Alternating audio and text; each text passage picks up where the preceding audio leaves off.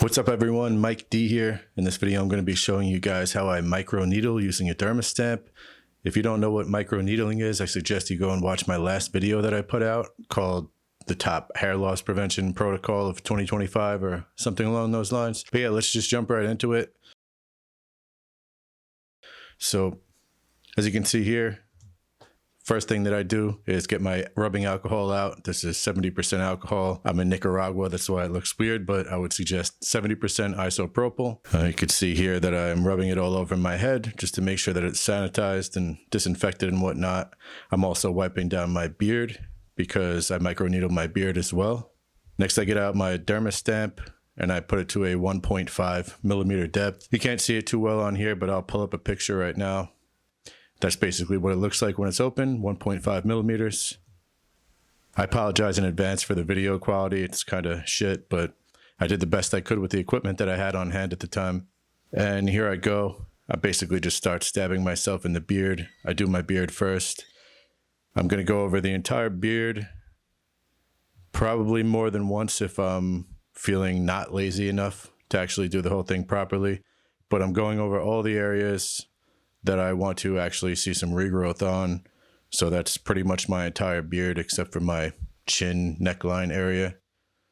I go over the mustache, I go underneath my lips.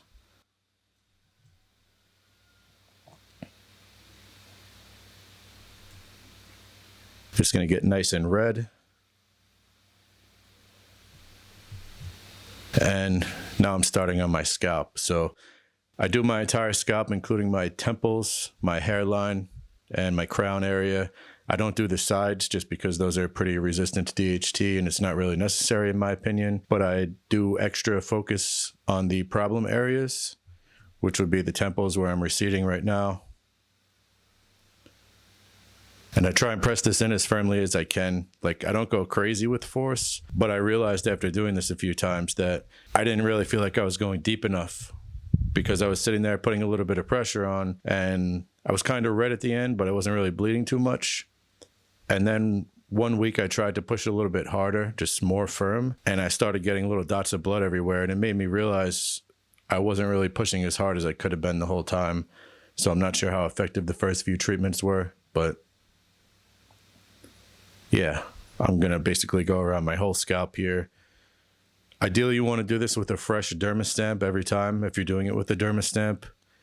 I personally reuse mine and sanitize them probably like 4 times. I do it once a week, so each one lasts me about a month.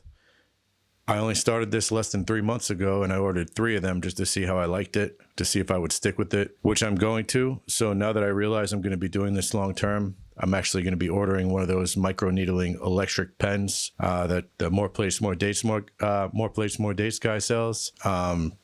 In the long run, it's a lot cheaper that way. Not only is it easier, but also cheaper. It's a little bit more of an investment up front, but if you're going to be spending the money anyway, month by month, you might as well make it cheaper in the long term if possible. So that's what I'm going to be doing.